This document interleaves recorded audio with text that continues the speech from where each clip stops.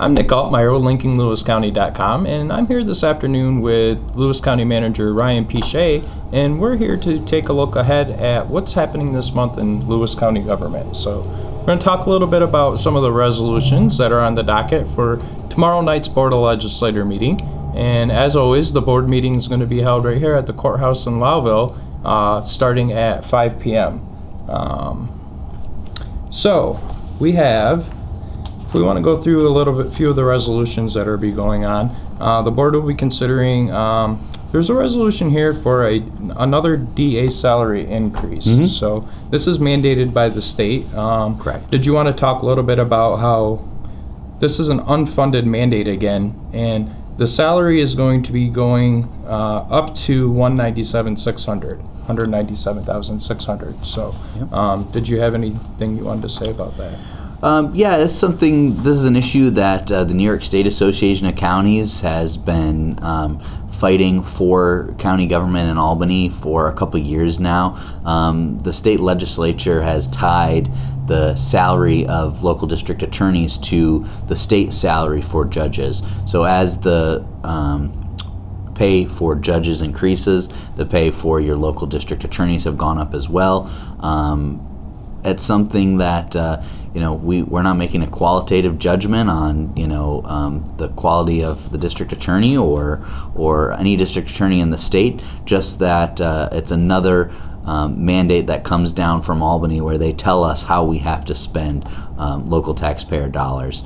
And in this case, they're telling us that we have to increase an individual salary by quite a bit every year. And it's something that we feel we could do better at setting our own local salaries in-house. So that said, it's a state law, and it's something that we'll comply with, and the salary will go up again this year. So in 2015, the district attorney's salary was $152,500, and it went to $183,350, which was an increase of $30,850 in 2016. Yeah. Then it increased to $185,200 in 2017, which was another couple $1,000. Yeah. And then we're going from $185,200 to $197,600, which is another $12,000 this year. Yeah. So this is all coming out of the bottom line budget of the county budget, because it's no longer funded through the state. These salary increases, where all along they've been funded by the state. Previous to 2016. Yes, yeah. So I can't speak too much of the history of what has and hasn't been funded by the state, but I know that we are capped at $70,000 of reimbursement. So what we get back from the state for district attorney is $70,000, and yet our expenses continue to climb, every single year. And again, no qualitative judgments on the district attorney and the job that she's doing, but it just is more Albany reaching down and telling us what we have to pay. And I don't know about you, but I haven't gotten a raise of of 50% over the last 5 years. So it's something that is, I think it's particularly hard for rural communities like Lewis County, because we don't have quite the income levels that other places have. So, just something that really we don't have a choice about, and it's just a fact of doing business in New York. Okay. One of the other resolutions that the board will be considering is the additions of 2 voluntary alternative health plans, and also some reducing the premium. Basically, the health plan is in a little better shape than it was at this point last year. So did you want to address that? Sure. So a couple things that the board is going to be looking to address tomorrow are changes to our self-insurance plan. So all the county employees at the hospital and the county that choose to have health insurance are through a self-insured plan that is held by the county government. So in the past, that the expenses from that insurance has gone up quite a bit, and in fact, from 2017 to 2018 budget, we planned on over a $700,000 increase in insurance alone. So to put that in perspective, our tax cap's only $450,000. So it was really important for us to try to get those expenses under control. Now, the union, to their credit, has sat down with us and has been there every step of the way. and has helped us come up with some common sense changes to the old plan that is going to help us curb some of those expenses. And we've also come up with some enhancements to the new plans that will hopefully entice some of our employees to take a different approach to health care with some of our new plans, including the introduction of a health savings account and some other things, that are more modern when it comes to health insurance and planning. So we're excited about these changes, and hopefully they're changes that will eventually save the taxpayers money. Mm-hmm. And throughout all of 2017, and I think the last half of 2016, every 6 months there was a 10% increase to the premiums of the health, both on the county side and on the employee side. Right. With the plan getting in better shape now, basically that rate is, for July, we're looking at a 2% increase instead of a 10% increase. So that's what's proposed. We did sit down with our actuarial experts and our healthcare consultants that help us with these decisions, and they're recommending a 2% increase rather than the 10% increase, which is great news for our employees, but it's also great news for the taxpayers because money that goes into the health insurance fund can't be used for other things. It can only, can't be used on roads and bridges and sheriff's department and things that are important to the community. It can only be used for employee health insurance.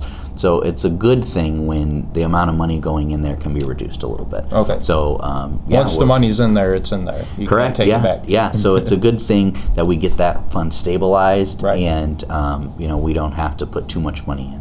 Okay.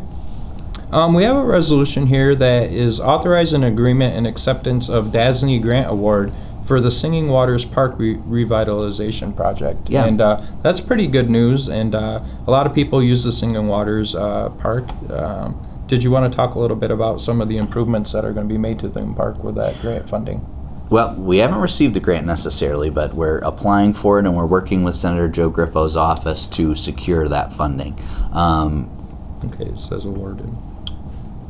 Well, that's okay. We'll have to take a look at that, but I know that we haven't necessarily been awarded the funding yet. We're looking to get into that, but the funding that we're looking for would help with the picnic tables and the fire pits and benches. Those are all, if you've been out there, have probably seen better days. The funding also helps us with the water and sewer system there for the bathrooms that need to be updated. A new septic system needs to be put in. It helps us with some signage and also helps us open up some of the trails that are up there to make them more accessible to the public. So really great project, something that we're looking forward to, and hopefully it's something that we can get secured. And for those that don't know, Singing Waters is a county-owned park, 100 acres of land, and it's located on the Fish Creek Road in the town of Gregg. Yep, and there's a campground there too. Yep. Okay, we also have, there's a number of resolutions here that referring to some of the legislative action in front of the state right now. So there's some bills that you guys are putting out resolutions in support of, and then there's one that you guys are opposing. Sure. So I didn't know if we wanted to talk about those a little bit. Resolution 146 is going to be supporting amending the vehicle and traffic law to raise the maximum weight for ATVs to include side-by-side UTVs. And I know that's something that the county's kind of been pushing for a while with our recreation trails. So. That's true. We've been pushing for this for many, many years. Basically, right now in New York State, the Department of Transportation and the State Recreation Department does not acknowledge that UTVs exist. Right. So you can't get them registered. You can't bring them on trails or roads in New York State, and Lewis County, being a regional leader and really a state leader in outdoor recreation, and particularly when it comes to motorized recreation, we would love to see the state embrace that these new modes of transportation are out there, and they're really attractive for people that aren't quite as mobile, to ride an ATV. They're more comfortable for elderly people. They're more safe when you've got the roll bars and other things. So we'd love to see the state embrace the UTVs, and we'd love to see them on our trail system here in Lewis County. There's several bills that are in the Assembly and the Senate right now that would allow the state to embrace this, and by the way, start collecting some revenue from these. But we're just expressing our support here in Lewis County for those bills. Okay. And then the bill that you're in opposition to would be prohibiting the operation of ATVs in the state forest preserve land. Yeah, so there's several different designations of state-owned forest land. State Forest Preserve is one of them. We in Lewis County have a lot of territory that is controlled or owned by the state of New York, and we'd hate to see any of that restricted for the residents. Really, it's you, the taxpayers, that have given the state the ability to purchase this land. We're really not in favor of the state acquiring this land and then restricting access for some of its residents that may want to use it. We know the importance and how much ATV and snowmobile activity is brings to our economy and how much our residents enjoy it, and we'd hate to see their access restricted in Lewis County or anywhere in the state. So we do oppose that legislation. Okay. And then the final one here is Senate Bill 3156, Assembly Bill 477, which would amend the environmental conservation law to lower the age for the universal hunting license. Looks like they're proposing lowering it from 14 years of age to 12 years of age. So hunting is a big recreational sport here in Lewis County, and sounds like the board would be behind any kind of change in the legislation to lower the hunting age. Yeah, I think so. I think that's what the board is looking to, send a message to Albany that this is something that that they're behind. A lot of us, that in the North Country grew up hunting and fishing and going out with our parents or grandparents, and I think the point is that if you're well supervised and well trained, that you should be able to enjoy that experience with as long as you're supervised. So the board's looking to support that legislation. Okay. Prior to the board meeting tomorrow night at 3:45, the architects that have been working on the space study, I believe it was Bernier and Carr, are going to be briefing the legislators on the space study. So I didn't know if you wanted to talk a little bit about the space study, what got us to this point, what the goals of the study were, and maybe if you sifted through it and seen any preliminary items that jumped out at you. So I think the basic idea for this whole space study was to address Lewis County's physical plant needs. If you might be aware, but we are spread out among several buildings throughout Loudville. And I think that we need to think more carefully and more analytically about where we're spending our resources for the Lewis County physical plant. So is renting a better option than buying? Is renovation better than building new? Those are all questions that we need to ask for ourselves. And we asked Bernier and Carr to help us delineate some of those decisions. So the report goes through building by building, department by department, and addresses the physical needs of each building and also addresses the space needs of each department. So that helps us determine, if we are going to move a department, how much space they need, and if we are going to renovate, how much is it going to cost, or if we want to build new, how much is it going to cost. Now, this is only the first step, the space study. My goal and the goal of the board is that we take this and we turn it into a real true 5-year capital outlay plan that gives us a course, sets a course for how we want to proceed over the next 5 to 10 years in terms of the physical plant for Lewis County. So it's really exciting. A lot of our buildings are old and need some love, and I think this will help us determine the right order and the most economical way to approach this. Okay. Some other things that are going on around the county this month. We do the JCC Extension Center project went out for bid last month, and we were at a committee meeting at the end of March where the bids came back in. They were in a good. All the bids came in around 10% or under of the total project cost. So I know that you guys were discussing sifting through the bids, looking for which would be the best plan. In a case like this, I don't think you necessarily have to go with the lowest bid, but what offers the best value as far as quality, what's included, all that kind of stuff. So I didn't know if you wanted to address the whole process at this point and where we're at with the JCC Center. Yes, still one of the most exciting projects happening in Lewis County is the JCC Educational Center that we're looking to build over on the Maple Ridge property over there. So we received 9 submissions for proposals, and 3 of them were in our wheelhouse in terms of both price and quality, and the board will decide which of those 3 to move forward with. Minor differentiation between the 3 in terms of bidding process and their engineering plan and how they want to move forward. So in this case, you're right, Nick, it's a professional service contract, so we don't necessarily have to take the lowest bid. We have to take the best and lowest bid. Yep. So we can add some qualitative analysis to who we think is going to do the best job. And if it's a little bit more, but we think we're going to get more for our money, then we might go with someone who's slightly more expensive. But really, the ones that we're considering are all very close. So the board will be considering those and potentially making a decision tomorrow. But we could decide to hold off a little bit and maybe do a special meeting in a couple weeks. Okay.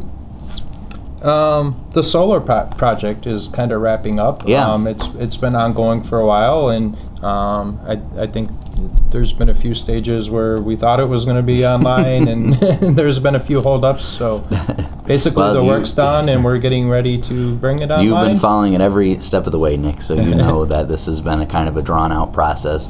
But we really feel positive about where the project stands right now.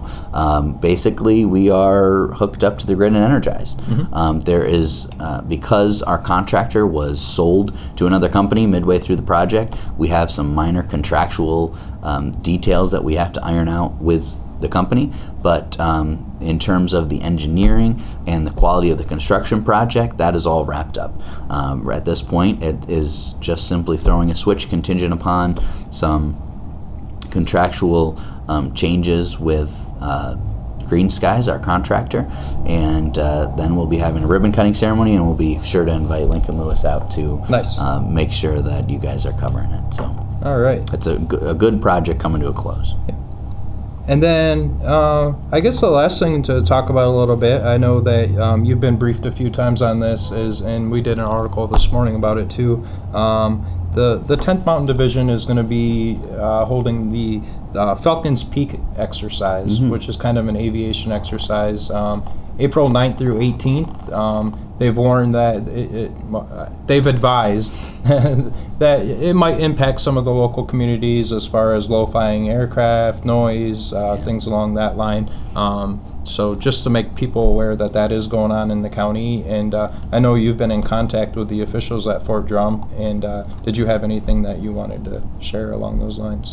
No, just that, we, I think in Lewis County, are more than happy to share our community and the airspace with Fort Drum for their training resources and their, the members of the military that live in our community. So, we love to see them utilizing our community for their operations. And from what I understand, this is a gigantic area from Lewis County to Vermont that they are going to be doing a series of war games, essentially, for that's going to be practice for their helicopters and other aviation units. So some low-flying exercises, some night exercises, but really cool stuff. And if you see, a helicopter that's out in Lewis County, give them a wave and, let them know that we support what they're doing and we support their mission here in Lewis County, even if it is a little noisy for a while. And you said you're going to get a little bit of a preview of it later on this week? We will be doing it. Yep, there's a preview later this week. The legislature and I are going to go to Fort Drum next Monday and get a little more in-depth review of what's going to be happening. And I've heard that there may even be a helicopter ride involved. So there you go. Nice. All right. Well, that kind of wraps up what I had listed out for some of the things that were coming up this month. Did you have anything else that you wanted to add?